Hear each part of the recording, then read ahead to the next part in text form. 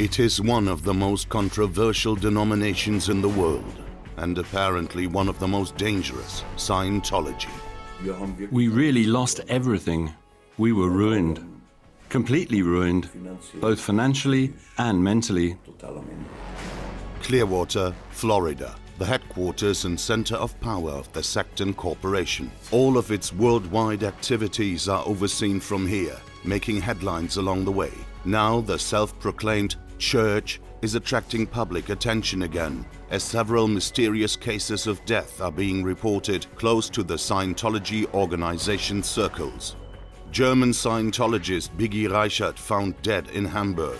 The murder squad found 28 mysterious wounds on her body. German Scientologist Konrad Eichner found fatally ill due to denial of medical assistance in time. In my opinion, there are two main factors involved in these mysterious deaths. One is denial of assistance, which is quite common among Scientologists, and the other is that investigative authorities appear to be helpless and don't get any support from the Scientologists. Can this be true? Despite many inconsistencies, authorities often stop investigating, giving no comment.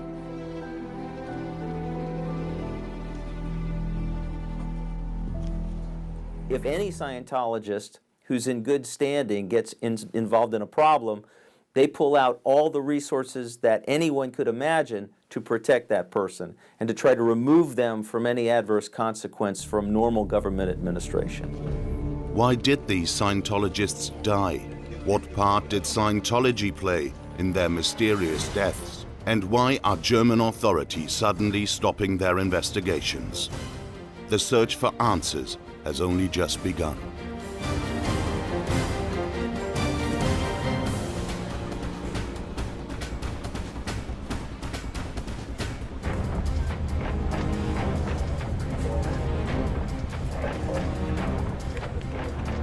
Clearwater, Florida. Once a famous seaside resort, the city is now mainly one thing: the mecca of the Scientology organization. In the center of town stands the Flag Building, also known as the Superpower Building, the new centerpiece of the globally operating sect and corporation. Movie stars like Tom Cruise, John Travolta and Kirstie Alley are promoting Scientology around the world. Modern techniques are supposed to provide members with even more capabilities in the new Superpower Building. Scientology is offering the pathway to happiness, but the organization has a dark side. I'm with Victoria Britton. The interior designer from Charlottesville, Virginia, is visiting Clearwater for the first time. She wants to see the place where her youngest son Kyle died 6 years ago under suspicious circumstances. She is shocked by the sight of the uniformed Scientologists.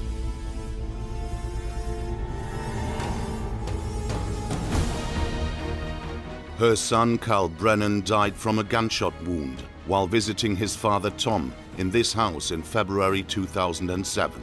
Clearwater police claimed suicide as the cause of death. His father, Tom Brennan, had been living separately from Victoria for quite some time and is a member of the Scientology organization. As usual during investigations against the sect, in this case there are also inconsistencies and questionable coincidence. Until today, the actual event of the crime hasn't been resolved, a fact that his mother cannot accept.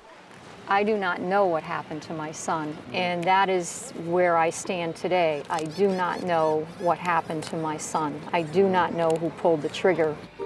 The tragic death of 20-year-old Carl Brennan is one of the most mysterious criminal cases in Clearwater, the city of Scientologists. Followers from all over the world visit Clearwater to progress further on the path of enlightenment of Scientology, the so-called bridge to total freedom.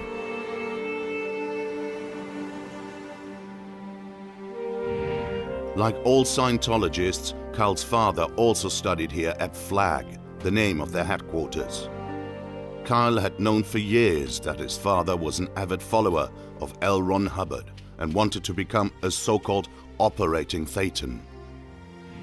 I overheard them having a conversation, and one of the boys was talking about that his dad was a professor at the university and another dad was a businessman.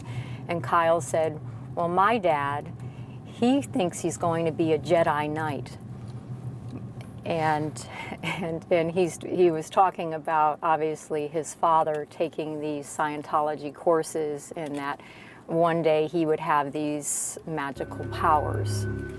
In fact, founder and science fiction author L. Ron Hubbard told his followers about the superpower they could gain from Scientology. Scientologists want to save the world from doom. To achieve that, as many people as possible need to climb the bridge to total freedom. Freedom, for Scientologists, means that the soul needs to be freed from all negative recollections from this and alleged previous lives. This is supposed to be achieved by auditing sessions. Once you have crossed the bridge to total freedom and got rid of all negative recollections, you become an operating Thetan, a purified spiritual being.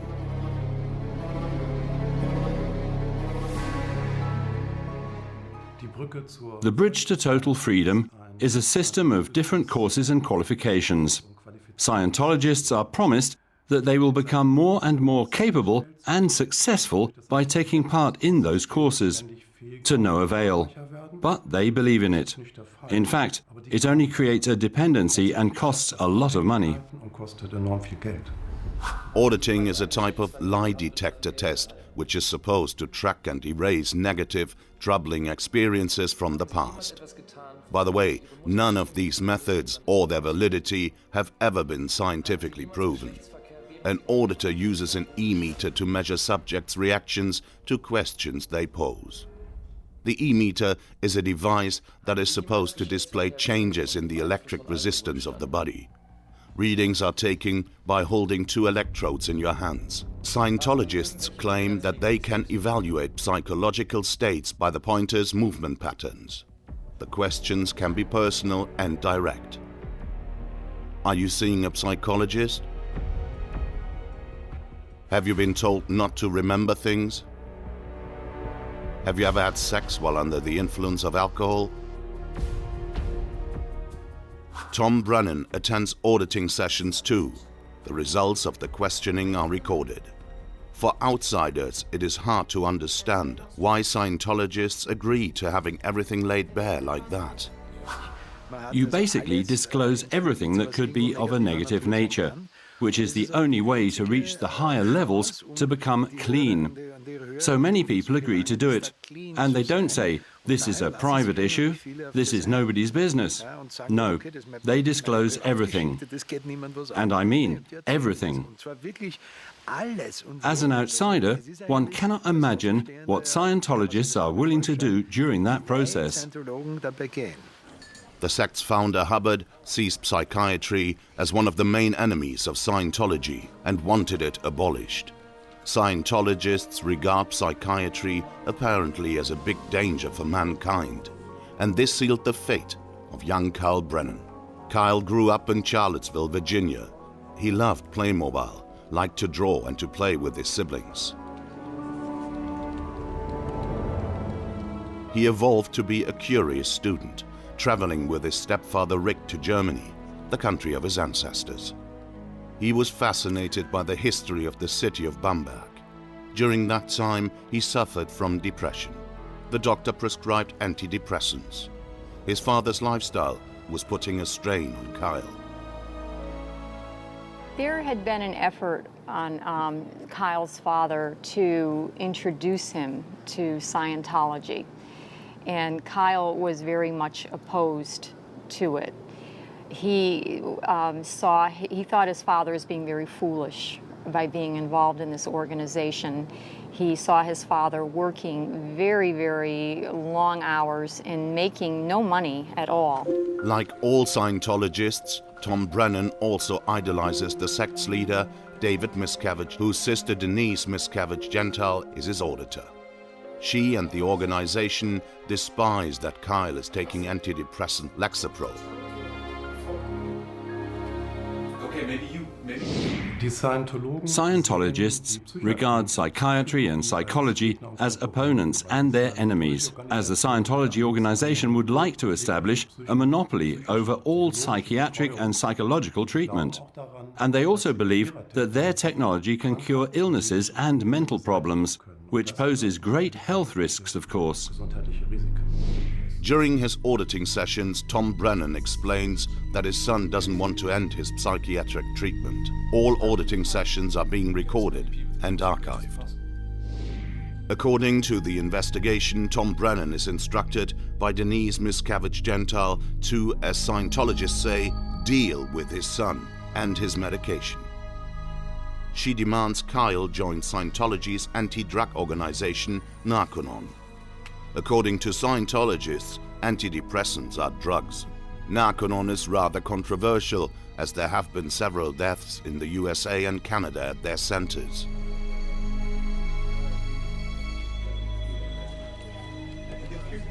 Denise Miscavige spoke to me about placing Kyle in a Narconon facility.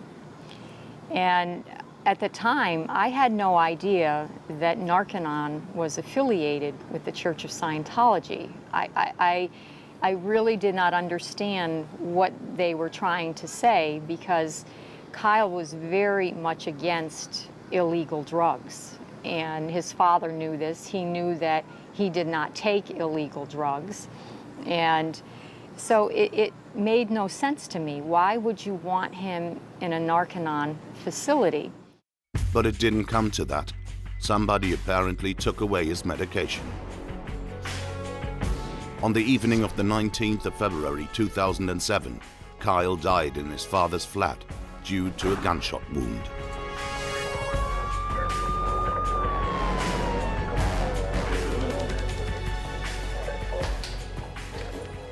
At the crime scene, investigators of Clearwater Police discovered Scientology books and films on the shelves. Kyle's body was lying headfirst in the laundry bucket. A revolver was secured. 1 bullet had been fired. 5 more were in Kyle's trouser pocket. Later, Clearwater Police found his medication in the locked trunk of Tom Brennan's car. Who hid it there?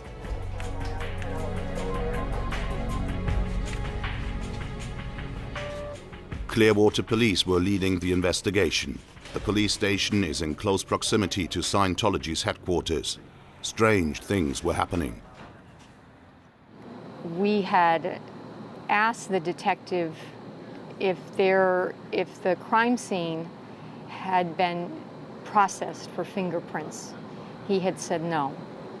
We asked if there was a gunpowder residue check done on Kyle's hands, and he said no.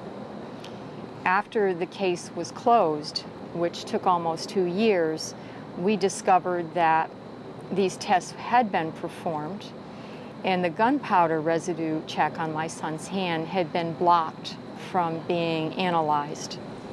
There were similarly strange circumstances in connection with other Scientology-related deaths. I am submitting Kyle Brennan's file to a German forensic specialist, asking for his expertise. First of all, the bullet has never been found. They claim it was a through and through. Therefore, the projectile exited the head and should have been found somewhere at the crime scene. This is not the case. Secondly, Kyle Brennan's hands were taped for gunshot residue, which is usually inherent in self-inflicted gunshot injuries. This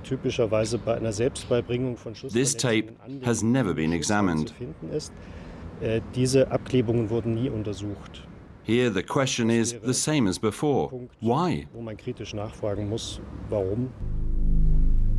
The investigation files proved that the examination of the gunshot residue test has in fact been stalled by Clearwater Police.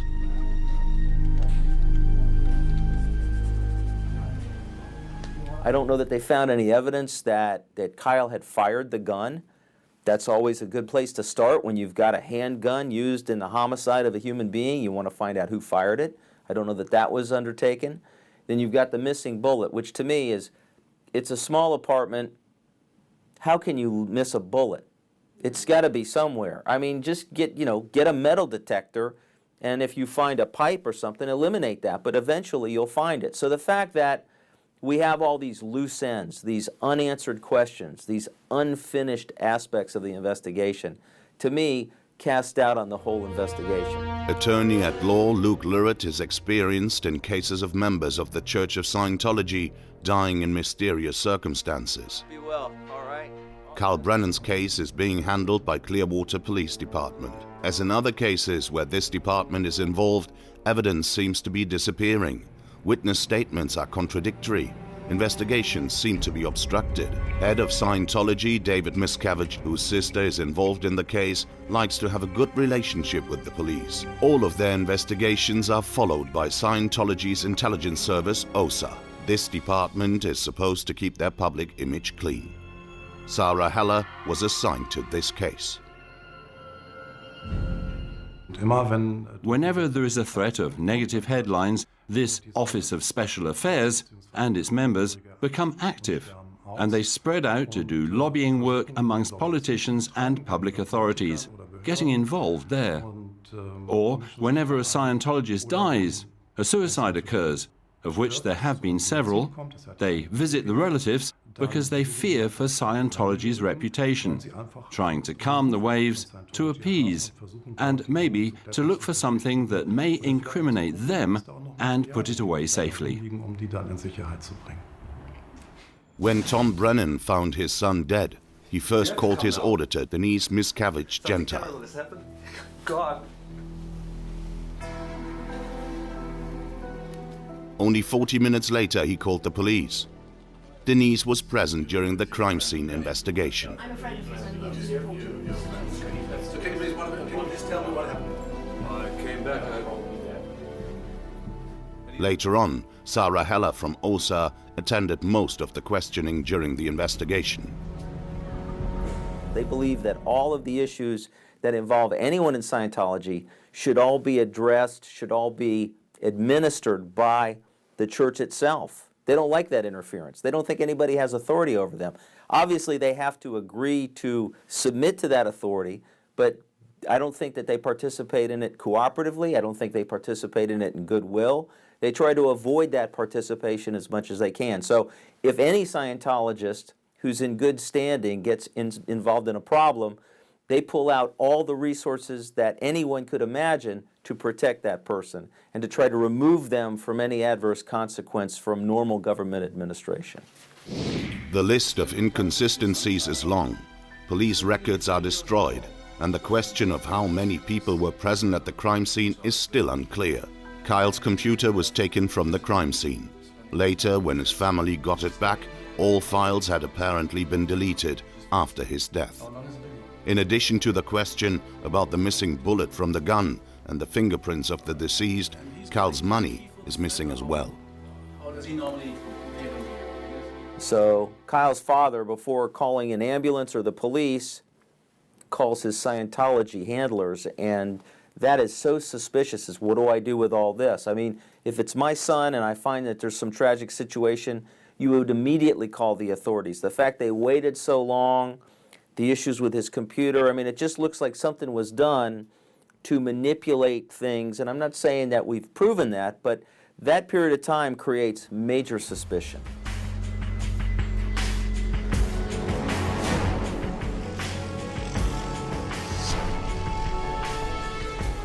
We're driving through Clearwater. Radio journalist Tom Smith, a former member of Scientology's intelligence service, is one of their biggest opponents.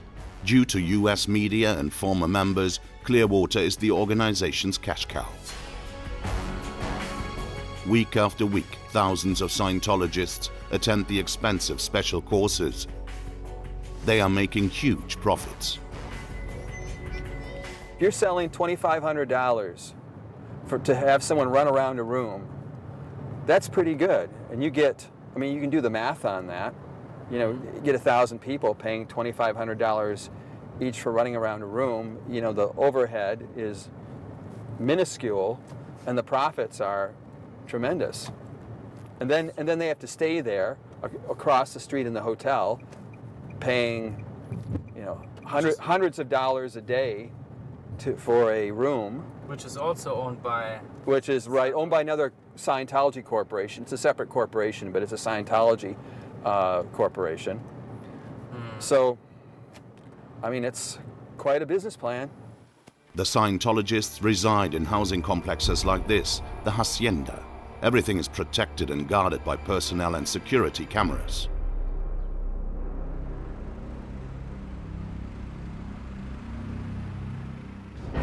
Wherever we are in Clearwater, Scientology's intelligence service OSA reports our movements via radios.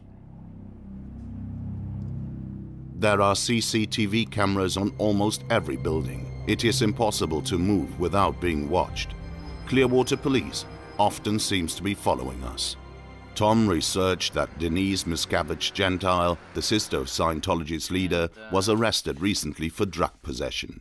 Do you think that she might know what went on in that day? I do think so, in my opinion.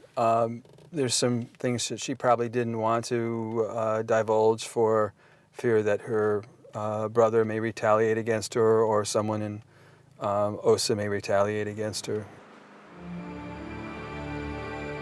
I'm asking Tom which role OSA member Sarah Heller might play in Carl Brennan's case. Well, because she handles the legal matters for Scientology, so she is there to make sure that she gets all the information about what happened, and that she doesn't divulge it to law enforcement or in a civil case to the opposition counsel. Apparently, Scientology cares more about their reputation than solving the case. Why else should they be controlling information about a suicide in Clearwater? I call the press spokesman of Clearwater Police. I would like to know why there are so many unanswered questions in this investigation. Why no bullet was found? Why fingerprints weren't taken? I ask for an interview and submit my 18 questions in writing. The short reply, no thank you.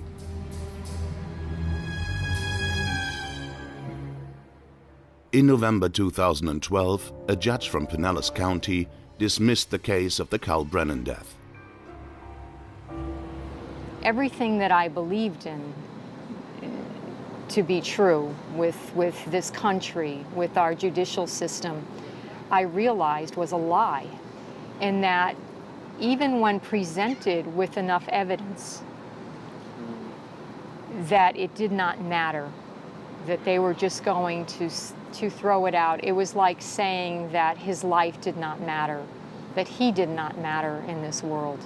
And it was very, to this day, it's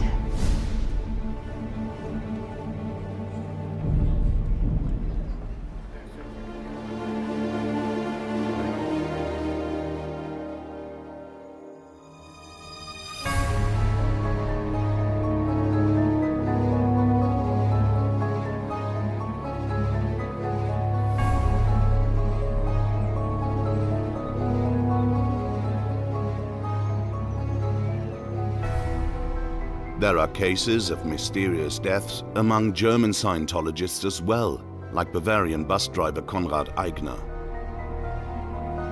Konrad Eigner from Umanseigen in Lower Bavaria died in 1997, also in suspicious circumstances. The investigation revealed that the 43-year-old wasn't immediately taken to a doctor after he collapsed. In summer 1997, Scientologist Konrad Eigner received a request to drive Scientologists to a convention in Frankfurt. There he collapsed in a hotel, but instead of calling a doctor, the Scientologists took him to the Munich headquarters in Beistraße. Only after 4 days did they call an ambulance. Eigner suffered from poisoning symptoms, but the cause couldn't be determined.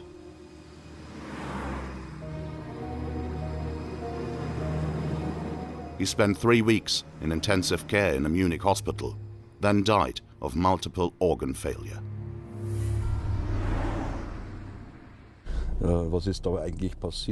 I said, what happened here?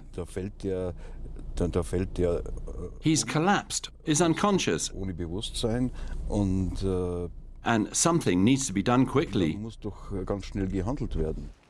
Rumanseigen, a small gathering of houses. Eichner's career with Scientology has cost the family their house and property. His mother couldn't cope with it. He received huge bills for Scientology courses.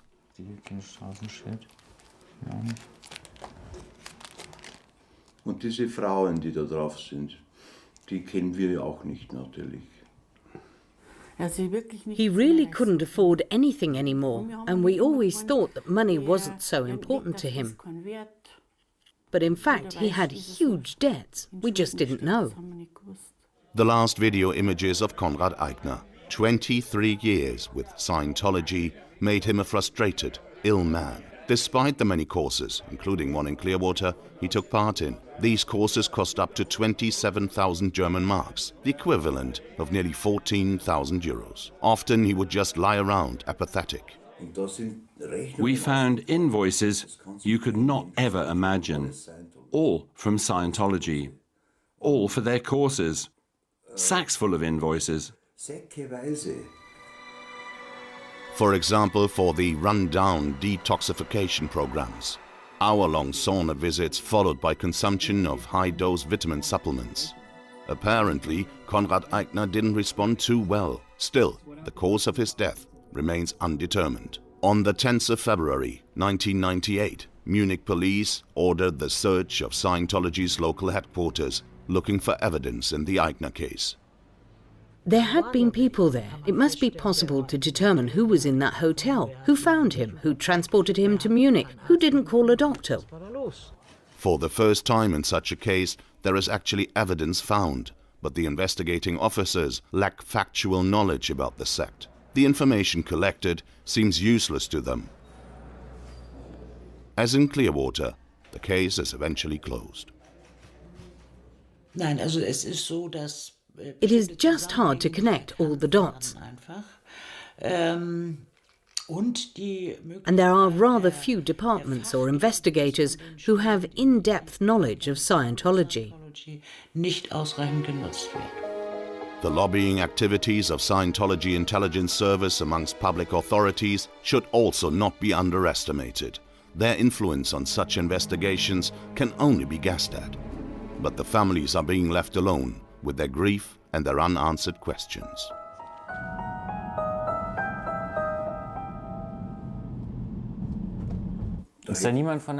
Did nobody from the authorities come to you? Nobody ever came to us. Nobody told us that they had found out something, or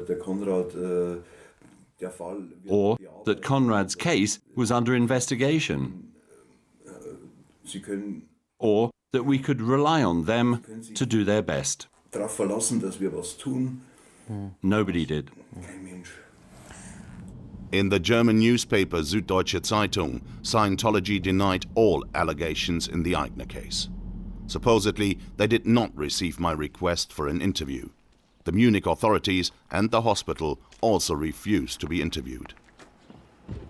Ja, guten Tag, Herr Altendorfer. A retired prosecutor writes, I today regret that I unfortunately didn't look at any of those files. Back then, neither I nor the investigating authorities understood their significance as profiling archives and databases. Members of Scientology create so-called knowledge reports. In one of them, operating Thetan Rosie F. describes how she managed, step by step, to influence Konrad Eichner to take loans out against his family's estates for a total of 200,000 German marks.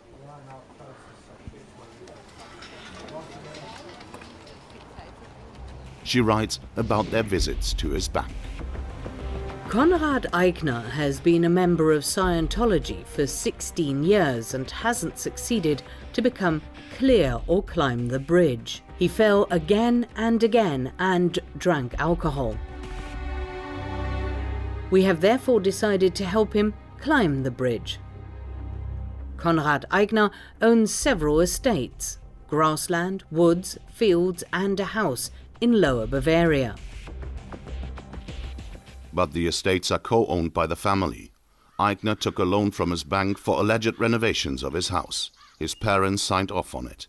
The Scientologists wanted more. According to the records, Konrad protested. He didn't want to get into trouble with his family.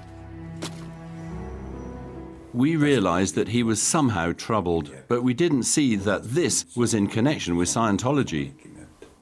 When the bank asked for securities and proof, the Scientologists produced fake invoices about alleged renovation work for a total of 70,000 German marks. Eichner must have been under a lot of pressure because he took loans on all the family properties, including the almost 3.5 acres of land which his parents had built up after the war. The financial and psychological strain and his visit to Clearwater changed him.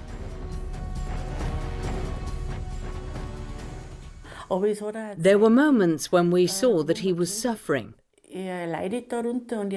when he said he wanted to quit the sect. And he once told Mum, "If you knew what I experienced, you would drop dead."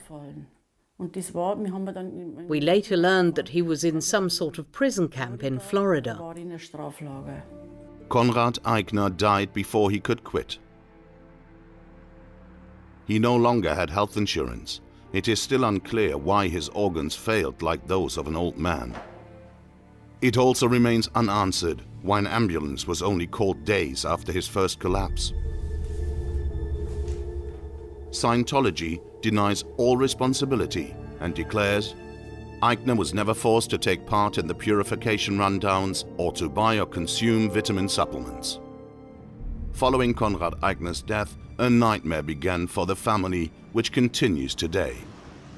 The bank is asking for the 200,000 German marks back in payment for all the loans, in addition to the 39,000 marks in hospital bills. It is a huge amount. We had to come up with all of it and lost everything back then. We were ruined, completely ruined, both financially and mentally.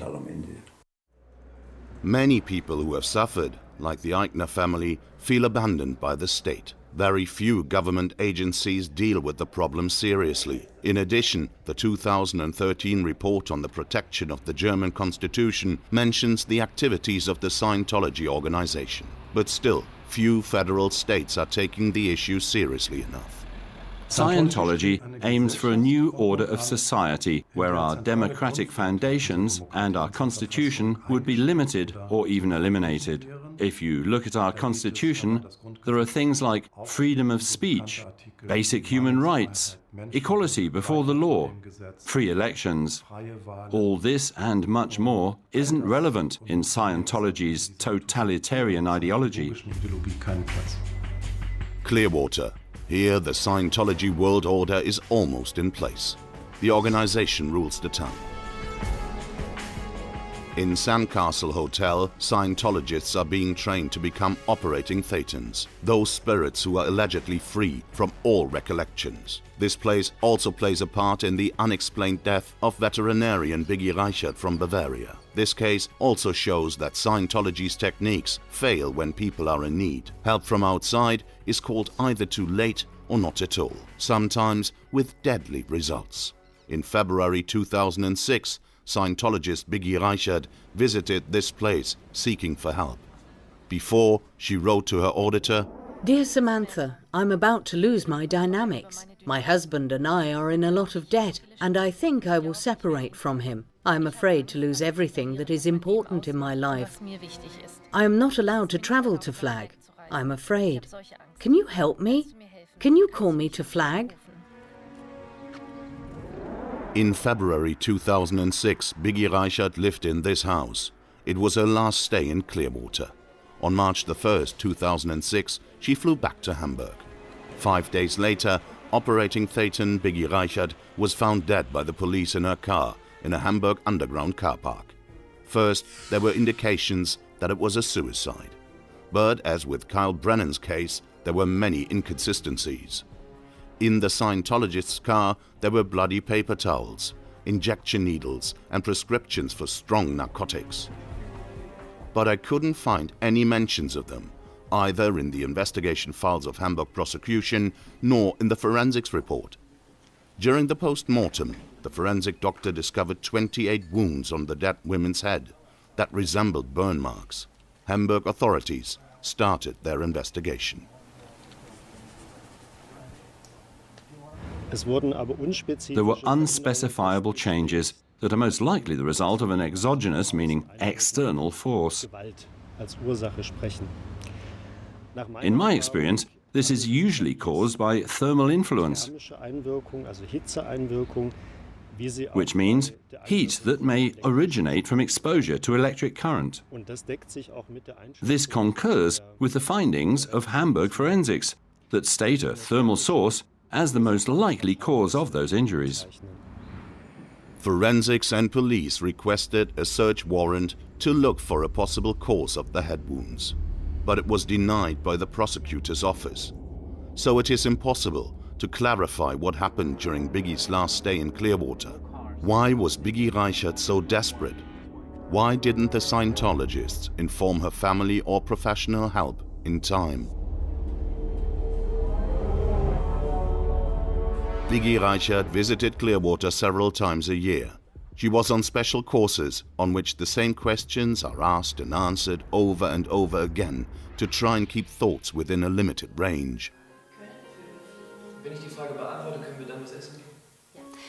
Can birds fly? You already asked that question. You will feel better if we continue. Can birds fly? As I already said, yes, they can. Thank you. Can fish swim? Her records and the investigation file show that she was absolutely convinced by Scientology's techniques, right until the end. For many years, veterinarian Biggi Reichert worked 3 jobs at the same time in Hamburg.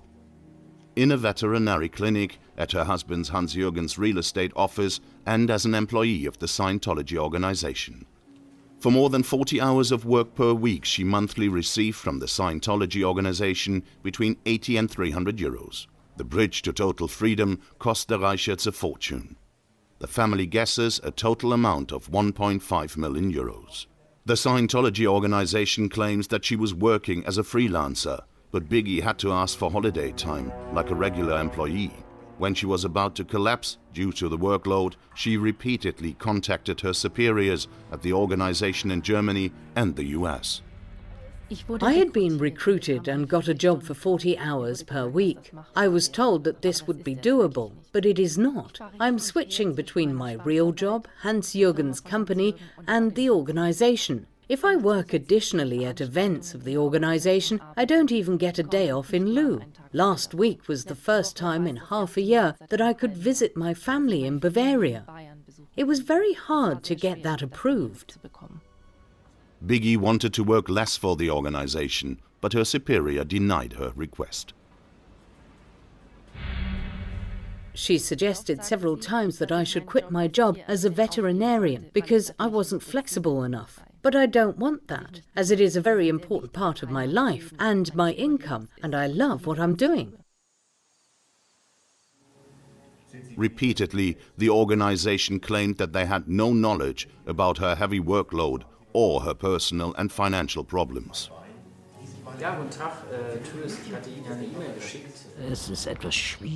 To put it mildly, this is hard to believe. Especially because Scientology is based on members supervising each other frequently. Also, Scientology's so-called ethics department is specialized in helping members to deal with such problems.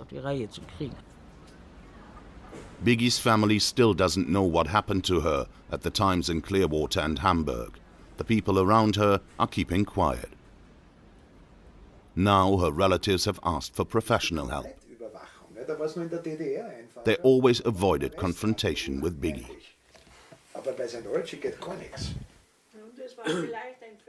It was probably our mistake that we didn't intervene somehow. But back then we said, no, we are done with this. We don't want to know.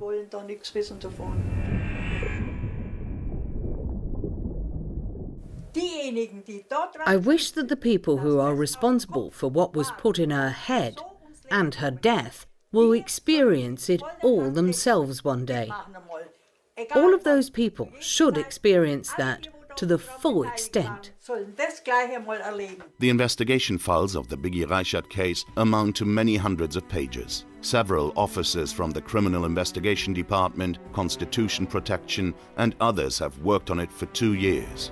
Why is that, if it is considered a suicide? Many investigations around Scientology, like the ones about Carl Brennan, Konrad Eichner and Biggi Reichert, are grinding to a halt. Many things are still in the dark. All those cases clearly indicate how dangerous Scientology is, also for the relatives. Although the Scientology organization has lost members, they haven't become any less dangerous because of it. They are under continued surveillance, especially in those countries where Scientology is big, there is adequate investigation and prosecution. Clearwater, Florida, the city of Scientologists. During our filming, there was another mysterious death at Flag in Cleveland Street, the road where Carl Brennan died. On January the 28th, 2014, Russian businessman Yevgeny Zarkin fell out of an 8th-floor window to his death. According to the Scientology organization, he was a successful and happy operating Thetan. Clearwater Police is investigating.